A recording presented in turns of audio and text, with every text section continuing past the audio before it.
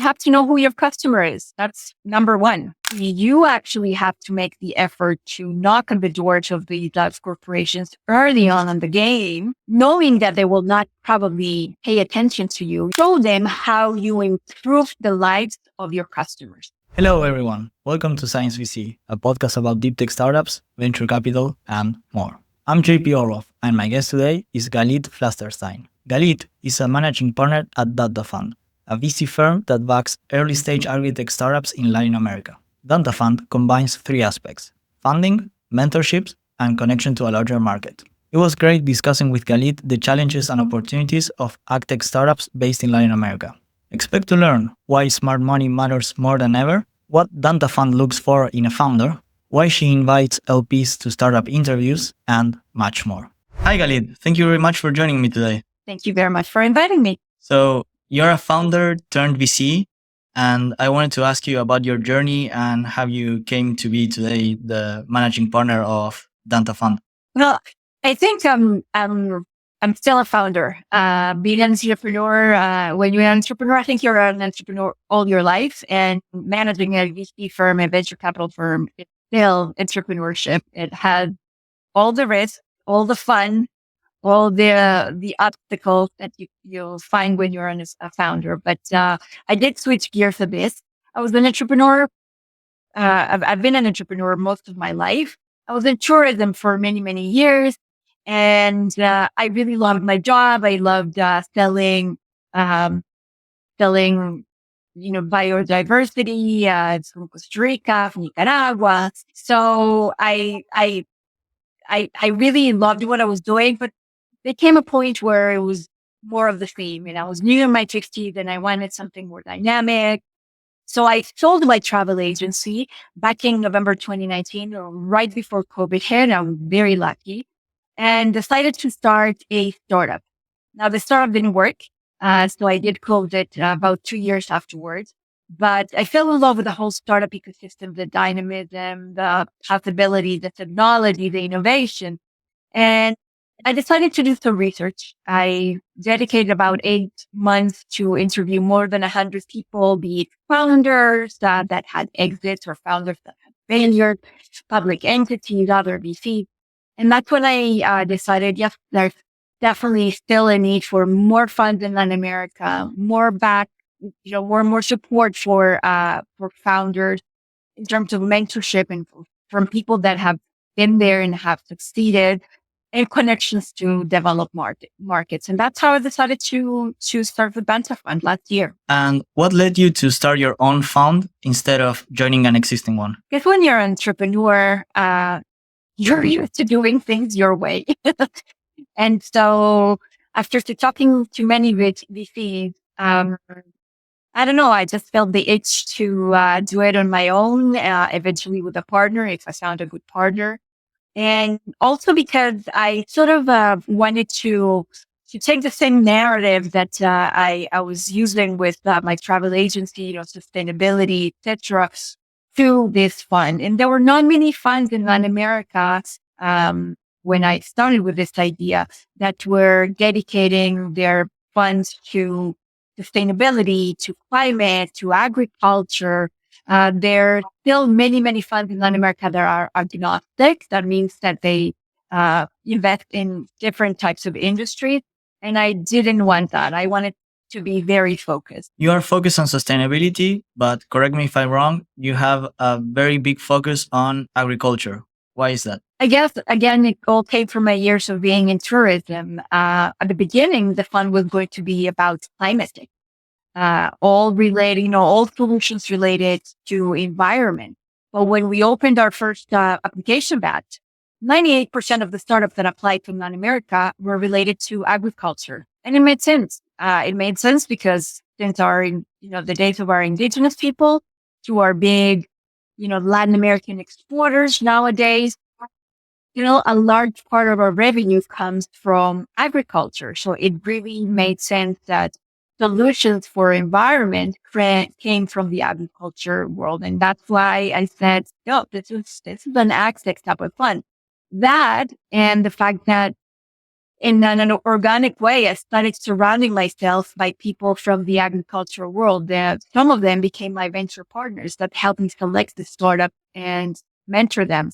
And so it's sort of like all came to place at the right time and with the right narrative. What's the biggest value add from this network of mentors that a startup would get from being a portfolio company of Danta Fund? It's huge. I'm not a person from the agriculture world. Um, what I know about agriculture is the fruit I eat and the vegetables that I take, or, meat. But I'm the person, my role in Danta Fund is definitely to connect the dots between the right people, to connect the dots for startups with potential clients. So I needed to surround myself with advisors or what I call them as venture partners that would help me select the startups and mentor them with their own expertise. So I have two venture partners from the St. Louis, Missouri ecosystem. And that's because St. Louis in 2023 said we want Latin American startups, Agtech, Latin American startups to soft land their way into the US through St. Louis. So two of my venture partners are from them. Both of them worked for Monsanto and for Bayer for many, many years. One of them is a specialist in toxicology and regulations. The other one connects startups with large corporations like Bayer or Syngenta. I have a venture partner from the North Carolina ecosystem, which is a different type of ecosystem. A venture partner from Mexico, a scientist from Costa Rica, and a venture partner from Argentina. All of them come with a different type of expertise. And that's what helps me see the big pictures of the managing partner and really see the possibilities that these startups or these founders might bring to the market. If they have a market or if they don't, if they have the right background or, they have the right roles in their team. So before diving into all these categories, because they are all exciting on itself, what's your North Star when selecting the startups? Because we select startups in somewhat early stage, our sweet spot is seed stage, and seed stage for Latin America, at least, because seed stage, if you ask in the US, it's probably a different type of stage. It's, they have to come with a finished prototype if it's a product, or finished MVP with, LOIs, commitments from potential clients. And, what I look for as managing partner, is first of all, startups that come with a solution that can eventually be sold in the United States. Why? Because that's the largest market there is nearby Latin America for agriculture. And that's where the exit will most probably happen. So if a startup comes with a solution that is applicable only to Latin America, while, while it's very important and relevant to our region, I have to think from the point of view of a fund manager and of a person who needs to give returns to the investors. So, first of all, they need to come up with solutions for the United States. And then definitely they should have done their validation. That is, talk to potential clients, see if their product or solution really has a market. Have them sign a commitment to eventually hire these startups. And what we do in the due diligence is usually we call these, the people who sign LOIs and really see if it's true, that they really need this product and why they need it. It's part of our research in terms of not only having this scientific or technical committee see if the solution is viable, but also we need to know if the commercial part is strong enough that would make this startup scale, and eventually exit. There are many people that have said that LOIs don't count as traction. What do you want to see on an LOI for you to say, this is actual traction and I'm really excited to see how this startup is working with this company? We don't ask for traction. So, that in itself, is different from other funds. But that's why we call the people who signed the LOIs to understand what was their thoughts behind it. Like not only, it's very easy to, sign the document. But if they give us enough, explanation about why they want this product, then we say, yep, definitely, this startup, these founders did their validation. And also, especially when it comes to trials, we look for trials. We looked at, again, it's part of the validation process that these startups had, did field trials. If they have a software, have tried their software on potential clients, etc. So we're not looking for sale, but we're looking for startups that are ready to sell. You mentioned about the importance of going into the US. When talking about a VC-backed model, you're always talking about having a global impact. How do you help startups get into these global markets? That's why the network that a VC fund builds is key. To me, a VC fund that only signs checks is not doing anything for their startup. We definitely nowadays need to be giving smart money. In the case of Danta Fund, I've been surrounding myself not only by all these venture partners, but again, by farmers, by corporations. That means travel and meet people and talk to them, or have Zoom calls as well, right? And introduce yourself and introduce the startup. And we so far have invested in one startup. We're reviewing other startups to hopefully to one or two in the next month or two. But with for startup already, we have a list of people that we could introduce them to, so that they start selling more, they start validating their product more, they start field trials in different types of crop. So that's part of our job as venture capitalists. Again, not the money, you give money and the money just, you run out of money so fast. The network, the connections that you make, those are the ones that are truly going to help a founder or founders grow and eventually exit. In a general sense, what kind of connections benefits the most for a pre-seed, almost seed stage agtech founder, in your opinion? In the terms of the commercial field, definitely, again, customers that will be willing to validate. And it's not an easy thing to do, because if you don't have, if you want to go into the States, you could have had trials all over Latin America. The truth is that if you want to go into the States, they don't really, they will not take into account the trials in Latin America, because the conditions are different. If you had trials in a tropical country, in a tropical ecosystem, your results are going to be different for a desert like ecosystem. So doing those trials is the hardest part, definitely. And these connections with potential new customers may take time, may take a few months, even years. If you're talking about a large corporation like Bayer or John Deere, conversations may take 1, 2, 3 years, and they will want to try your product for many seasons. With the farmers, it's a bit faster, but they are more at risk. So you have to find a way as a founder to to convince the farmer to try your product or your software without them risking their sales, their yield, their livelihood. And that's the tricky part. But that's part of what we're looking for in founders as well. Have them think about, okay, how is this going to play with the customer? How am I going to convince this customer that trying my product is not going to end with their whole, crop?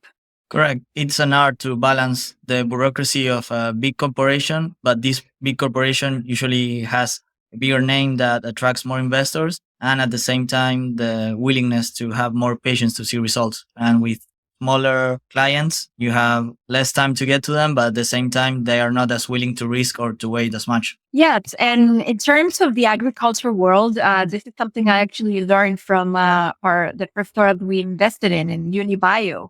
In that they came with these two models. They said we're selling two different products, one to the corporation and one to the farmer. And I said, you know what?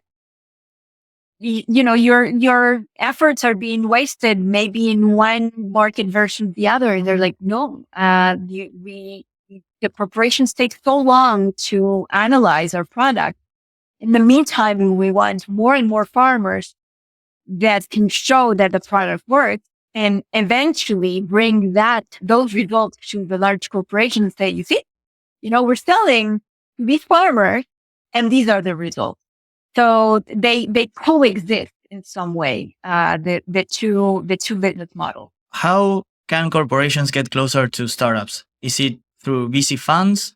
Is it through accelerations? Or do you think there is a better way? It used to be that corporations would look for startups to invest in through accelerators or through universities but nowadays almost all corporations have their own venture capital fund, their own arm of venture capital. So they make the call themselves.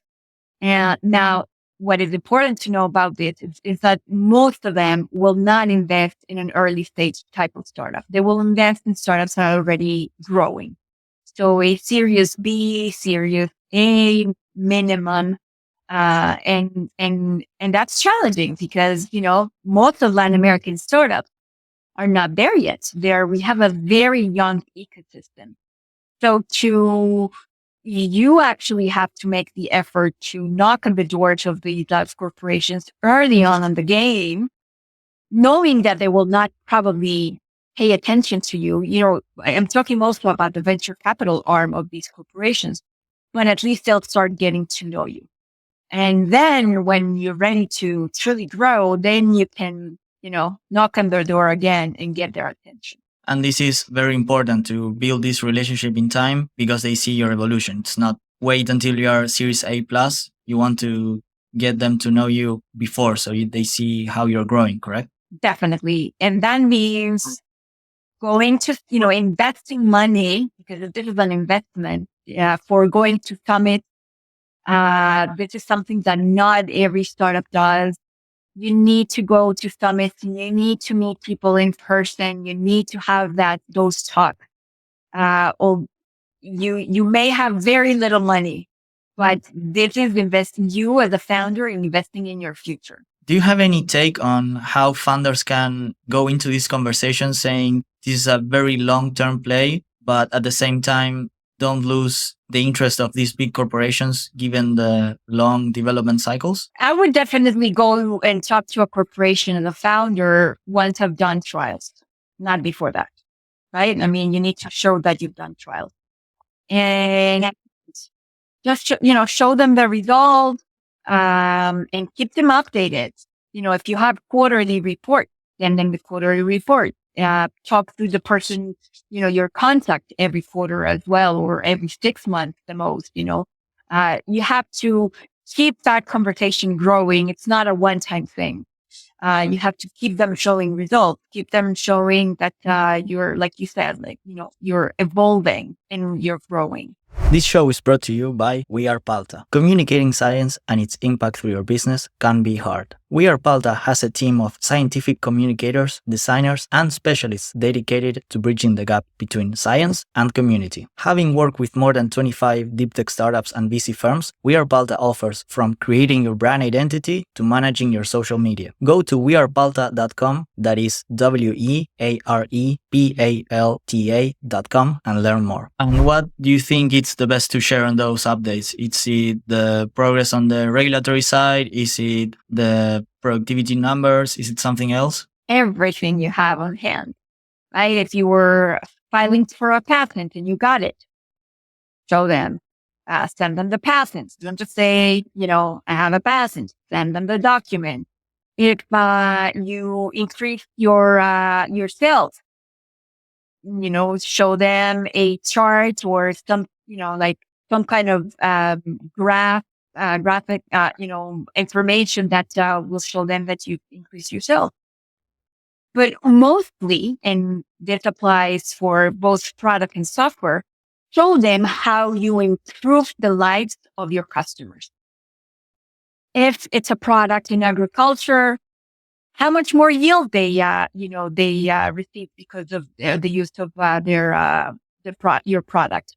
What the cost? How did you lower the cost? How did you eliminate a fungi? And if it's a software, let's say for managing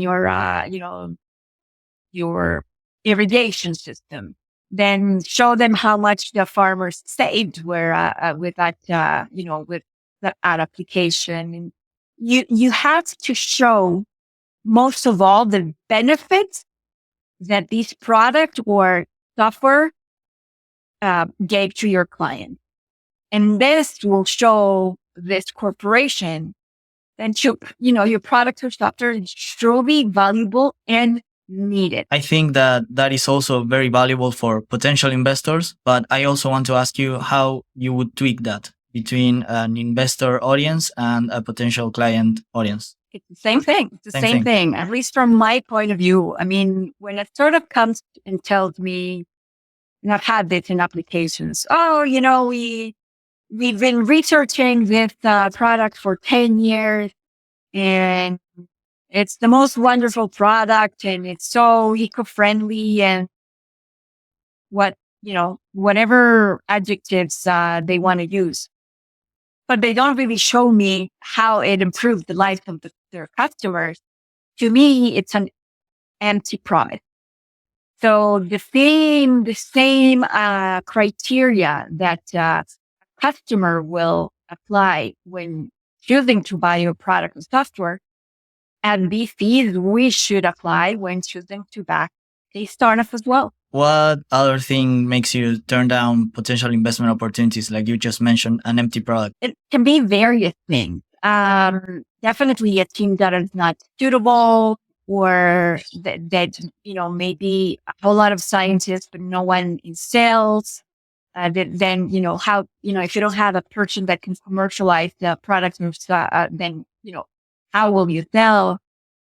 But it could be also the wrong technology. We had a startup that applied, and the team was excellent. They were fantastic. They answered the questions well, etc. But the product that they were developing already had too much competition, and it was not giving the results that the market was looking for. And so we told them, we love the team. We love the team, but the product is not the right product. If you're willing to develop the other product that they were developing on the sideline that sounded much more promising, if you're willing to develop this other product, then we'll definitely take a second look at your proposal. And that's what they did. They actually didn't only apply to us, but to other VCs. Obviously, when you have, you apply for funds, you apply for everybody.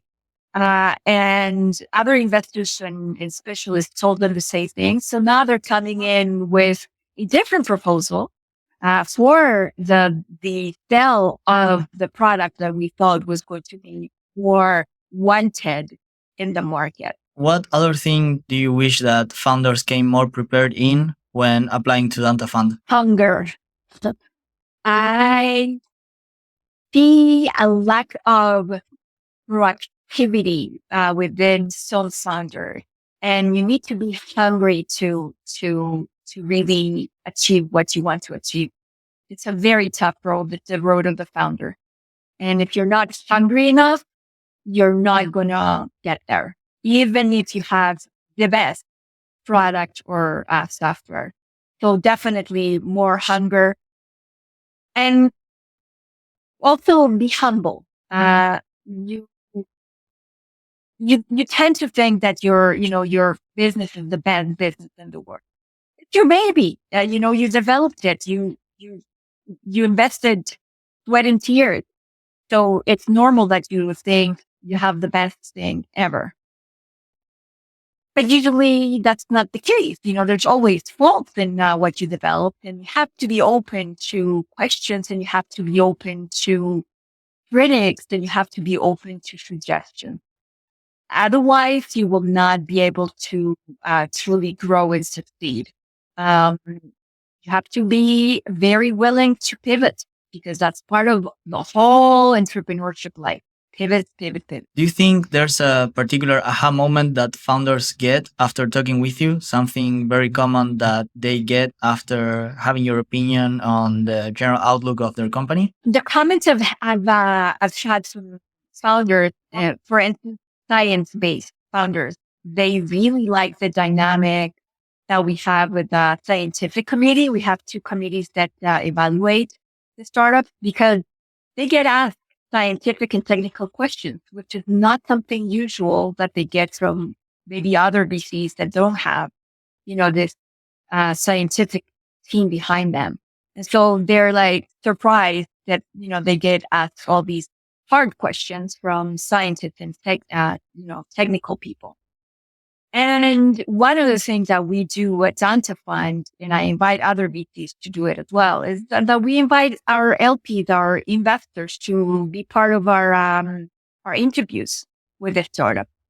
And this completes the whole picture, in that the investors ask questions as well. And they ask the questions from their own perspective. Many of these investors come from the agriculture world, so they know the day-to-day challenges of agriculture. So we have the corporate venture farmers, and we have the day-to-day, farmers or suppliers to farmers. And this dynamic gives the founders the possibility to talk to different types of people. And I think they appreciate that. It's amazing to hear that they are getting a benefit even before getting their investment, or even if you don't end up investing, they get something really important with this connection with the LPs. How would you say turning the things that LPs value, having the opportunity to meet these founders that are probably going to be the next generation of the technology innovation? Because it's just a small fund, the investors of our fund, Danta Fund, are individuals, not family offices or large institutions. So individual, they want to know that their money is going to the right place. So they're definitely more at ease knowing that they can participate in these interviews. Their participation is optional. Not everybody has the time or wants to do it. But getting to know the startup, the founders, give them, it calms them in terms of the risk of investing in the fund. And on the other hand, because many of them come from the agricultural world, they can become clients to our startups, providers to our startups, even be part of their board eventually, become advisors, or even invest directly in the startup, because some of them might get so excited about one startup that they would want to put more money of the startup. So what I wanted to do with Danta Fund is build a synergistic portfolio of startups, and that they all come from the agriculture world. So they complement each other. They can refer clients to each other, but also synergistic portfolio of LPs, of investors, where they can, again, become clients, they can become providers of the startups, and they can even do business between them, each other, because they all are from the same agricultural world. I completely agree. So my next question has to be, why do you think that other VCs are not doing this as much? What is stopping them from leveraging all these synergies that can be created? I think the newer funds are doing this. The older funds, they're so big now that a different type of dynamic. First of all, your investors are, large entities or family offices that, yes, they care about obviously that their money is being well spent and well invested, but they will not be in their day to day. So these VCs rely more on their internal expertise rather than the investors.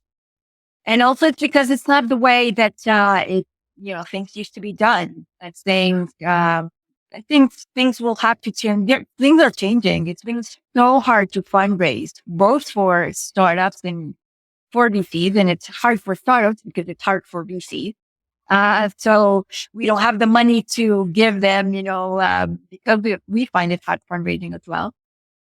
It's been hard in the past 2 or 3 years, and you have to pivot as well. And so you pivot, and the way that you think, it'll be more strategic, and that'll be more favorable both to to to both your clients. I see a VC fund like a double-sided marketplace.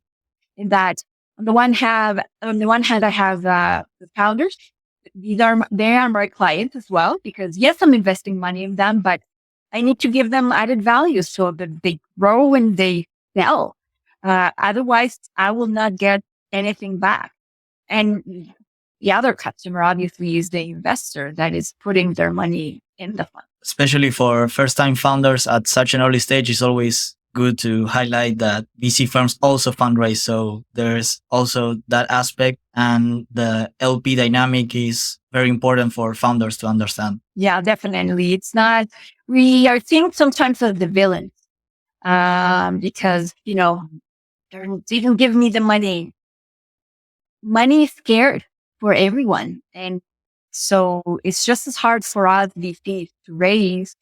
And once we invest, we have to be so careful in what we invest. We don't have either about to have a magic crystal ball that can tell us where where our money will be spent. But we have to be careful. It's our money too, because we VCs put money in the fund as well, and the money of someone else, which is a very big responsibility. What other thing do you think that founders may be missing about the VC dynamic? What happens behind closed doors on a VC firm that they would benefit when fundraising and when knowing who they are connecting with? Being that my fund is so new, and I don't have that much information to give you, but I would expect that some of the founders would want to be left alone after being invested.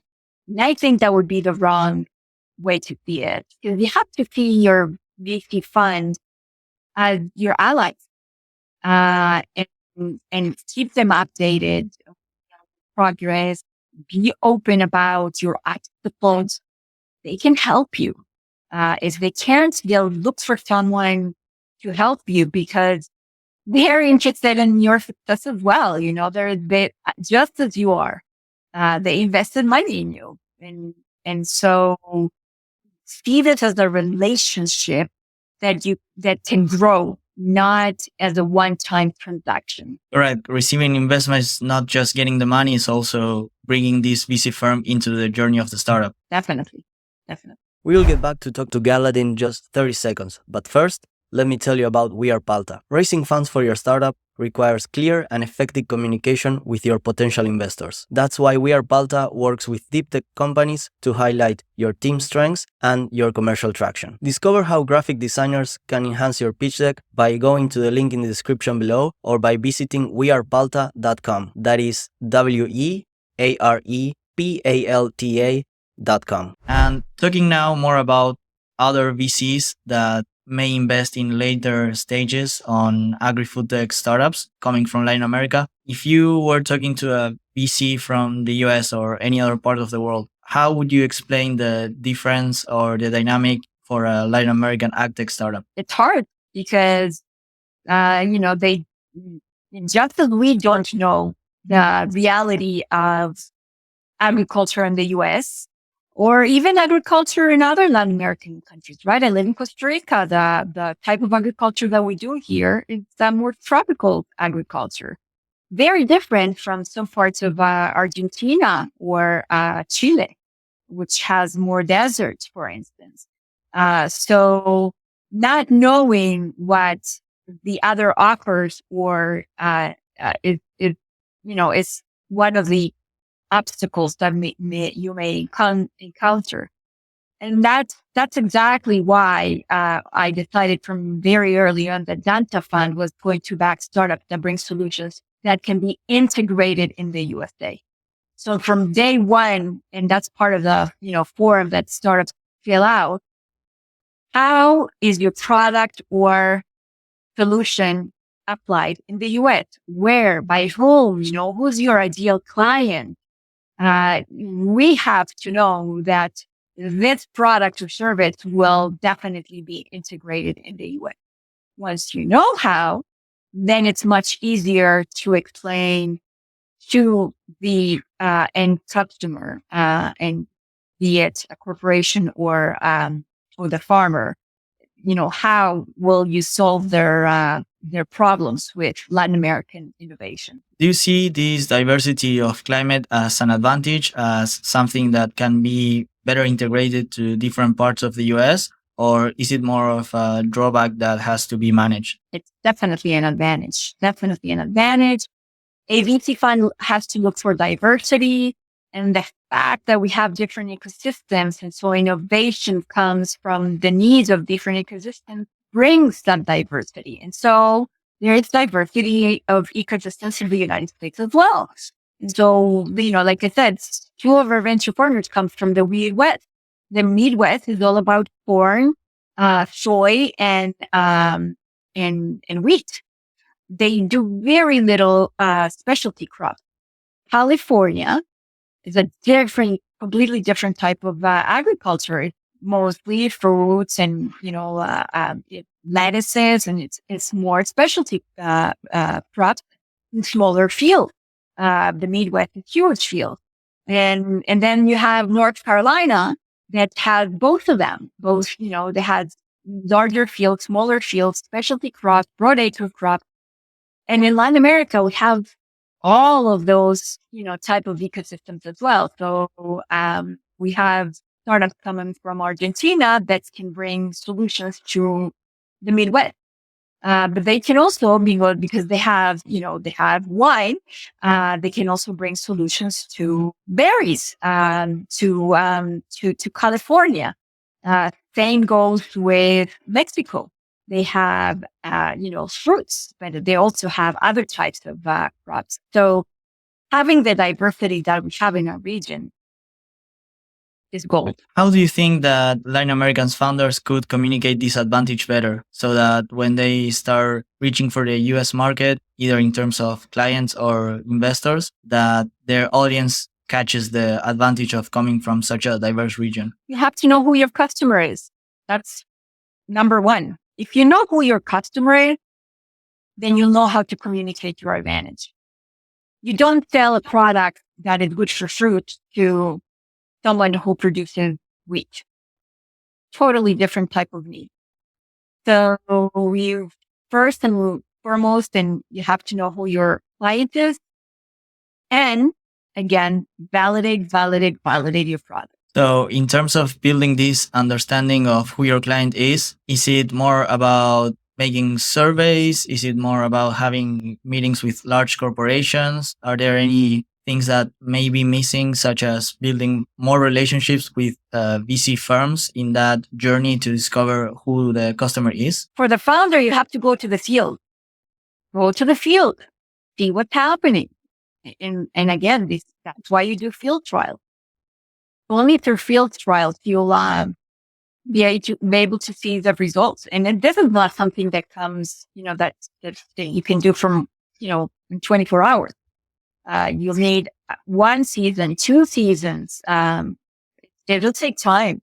In terms of corporations, again, talk to them very early on, see what their needs are. What are they looking for? Many of these corporations have R&D department, but the R&D departments are definitely not enough for to really innovate their portfolio of products. They need that innovation that startups bring. So go and talk to them. Ask them what are they looking for. I know in the US, for instance, the two main subsectors, let's say, or industries in agriculture, where they're looking for solutions are automation, robotics, because they have a huge labor problem, something that we don't have in Latin America. And so you don't see many solutions in terms of robotics and automation. But then there's also the biological. They are looking for ways of substituting all the agrochemicals or to make them function better. And that is something that it can definitely be found in Latin American innovation. We have amazing innovation in terms of biological. Yeah, and everything is fueled by the biodiversity. So it's definitely a huge opportunity that we have in front of us. Exactly. In terms of automations, do you have any specific place where you have seen particular interest for automations at the value chain or any specific geography? Anything that substitutes or improves labor in the US. Again, that's their main issue. And you have it, you hear it all over the US. Labor, and especially now with the new policies by the new administration, the new government in the United States, they're very worried because, deportations, etc. They have labor is costly in the US.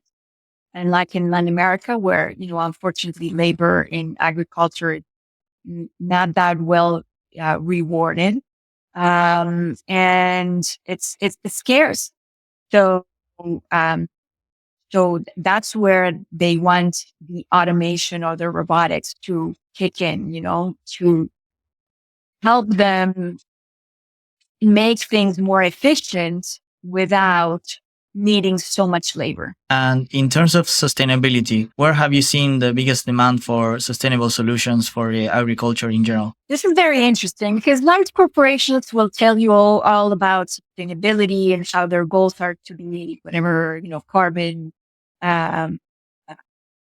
neutral but that's not the same goal that farmers pursue.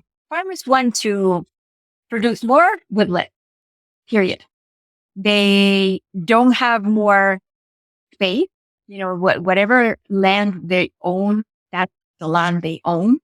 They may be able to rent some land, but it's minimal.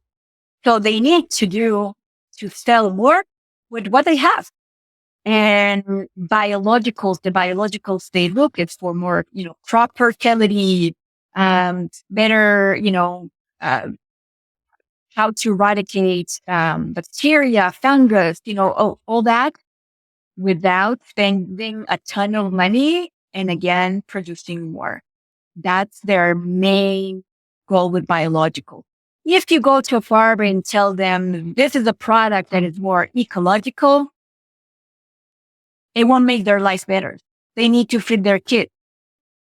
So it's more sales, at a lesser cost. I wanted to go back to the amazing network of mentors that you have gathered. And I wanted to ask you about what are the major regulatory bottlenecks that you have observed? What are the things that more founders should know about going through a regulatory process in the US? Honestly, at Danta Fund, we have avoided startups that are offering products that may require a very long period of, regulation. Because we only have so much time to invest and so much time to see exit. So if a startup comes with a patent or provisional patent, that's already, they have advanced. If they have no patent and they're waiting for their patent, and we know that it's going to take them 5 years to get this patent, then that's probably an obstacle that we want to avoid. And again, it could be the best product or it could be the best founders, but after all, we're fund and we need to give returns to our investors. It's part of the reason why we were created, besides backing this startup. So if the barriers are very hard, then we avoid backing this startup, at least at this first fund. If we eventually in the future, have a second fund that is larger, and then we can risk more in terms of invest in startups that have the patent, have, the validation, etc. And also invest in 1 or 2 startups that we see have come with amazing proposals, but need a little push, then we can think about backing those type of startups as well. At this point, with this first fund, it's not very feasible for us to do it. And how hard is it to maintain the discipline and not investing on those startups that you may feel drawn to, but at the end of the day, it's way too much of a big risk? It's hard because you fall in love with, especially with the team, the founders. But at the end of the day, you have to think coldly and objectively and think, is this going to give us a return? You don't know for sure again, but if, your head is telling you, no, I mean, this is going to be very hard to see a return because of this, and that. We've been through all the evaluation. We've seen the commentaries and from all the venture partners, even from RLPs. Even if your heart is telling you we love them, it's a no. Yeah. Yeah, it's not easy. Let's say I am a Latin American Agtech founder and I get an investment from Danta Fund. What should I expect on the first couple months after receiving the investment in terms of support or planning towards the next funding round? What we'll do first is a meeting with all the venture partners, and you as a founder explain, where your needs are, so we can start prioritizing and how to connect you best, who to meet with, etc. So we ask the founders to make, a list of all your needs for the next months, for the next 6 months, for the next year. And so you come to us, we have this meeting, each one of us says, I can, help you with this. Another person, I can help you with that. And then we start this process of truly helping them and connecting them and advising them. If it's something scientific, for instance, that's why we have the scientist from Costa Rica. She's done thorough research, not only in Costa Rica, but also in Germany and Switzerland. If it's, if you want to start talks with Syngenta or another big corporation, then that's, what we start, we start connecting you, etc. You just mentioned some European countries, and I'm curious on the focus that you're placing in the US and the reason behind that, since that there's also very big opportunities in Europe. What's the logic behind having the US in such a first place? Right. Obviously, the size of the market. I mean, the size of the market is the US is huge. That's where the money is. Yes, European companies have a lot of money too. There's been exits to European companies, but the US is definitely, larger market, more VC funds, for when you next raise or, more corporations. And this is something that I asked myself as a managing partner at the beginning. I thought, I want to connect with folks. It's hard to connect with one, and to think about doing both of them, Europe, which is not one country, it's several countries with different types of needs, and the US, which is like, it could be several countries in one, again, because different type of needs as well. It's very hard to do. But what cleared it up to me was that when I went to one of the summits, I go to summits, a whole lot of summits each year. And that's part of the reason why I've surrounded myself by all these amazing people, because I go and meet in person and get in touch with them, keep in touch with them.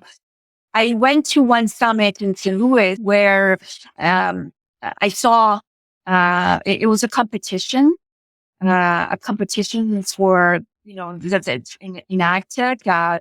Many startups were invited from the whole world. There were a couple of Argentinian startups, a Brazilian startup, and there were a few European startups as well.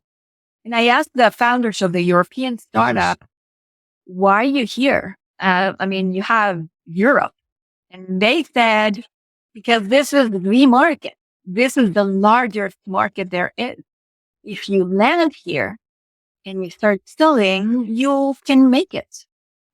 So they had, as founders, the same perspective that I have as a VC. So at least for this first fund, we're definitely concentrating on the US. I want to ask you, what other question have you asked yourself while raising for Danta Fund that you think made the biggest mark on how you are operating today? Who are my investors? I didn't know at the beginning. I started knocking on doors like crazy. I had been referred to investors that had previously invested in VC firms, but they had invested in fintechs, and real estate. And very quickly, I saw that they were not interested in investing in agriculture because they didn't know anything about it. And they didn't feel any passion for it. So it took me several months, and it still does. You have to knock on so many doors to fundraise, also as a VC. And I still cannot say, oh, my ideal investor looked like this. I cannot profile an investor because you never know who's really going to put money in your funds.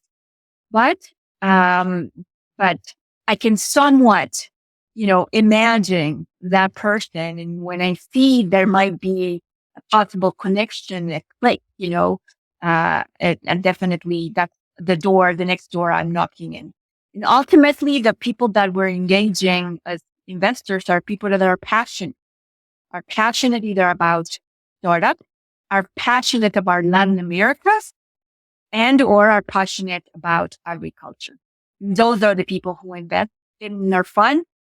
And I actually am thrilled that they do, because I want passionate people to be with us as well. It's very funny, the parallelism between knowing your customer for a VC firm and a startup. Definitely. That's why I told you at the beginning. You're an entrepreneur. You're still an entrepreneur. You're still figuring things out. And even, I've heard from other funds that have already raised fund 2, fund 3. Each time they fundraise, they thought they had it made. They thought that because they raised fund 1, they would go to similar LP, similar limited partners or investors, and they would knock on their doors and they would receive the money. And no, they had to pivot as well and look for, other type of customers. So it's something that you go through as an entrepreneur in a VC fund throughout your whole career as a manager. What type of startups should apply to Danta Fund and why? Agtech startups, right? You have to be in Agtech. Startups that are offering solutions to current problems. We are not investing in plant-based food, for instance. Yes, it can be seen as a problem. Yes, there is a consumer for that, but it's not solving a problem for the farmer. It's solving a problem for the consumer of the food.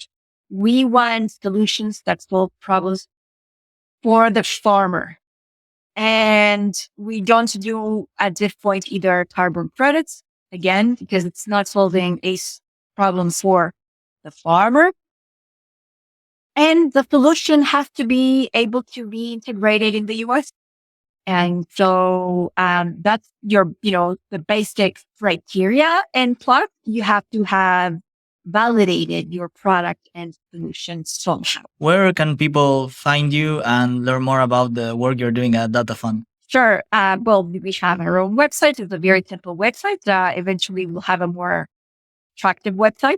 They can write directly to me, Galit at dantafund.com, and they can subscribe to our newsletter. And in our newsletter, you'll receive just one newsletter a month, and then and then you can know about who we are investing in, when we're opening application processes, and also LinkedIn. Obviously, we have our own LinkedIn page, and also me, Galit Flasterstein. Please connect and follow us, and let us follow you as well. Amazing. I'll make sure to link that on the show notes.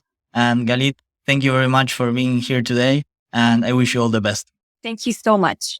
It was a pleasure for me. Thank you. Until next time. Thank you for watching this episode of Science VC. I hope you found it valuable and insightful. If you did, consider subscribing so you don't miss the great conversations coming up in future episodes. And if you're looking for more, YouTube's algorithm has selected this video for you. It's a great way to keep exploring deep tech and venture capital, so give it a try. I think you'll find it interesting. That's it for now. I'm JP, and I'll see you in the next episode.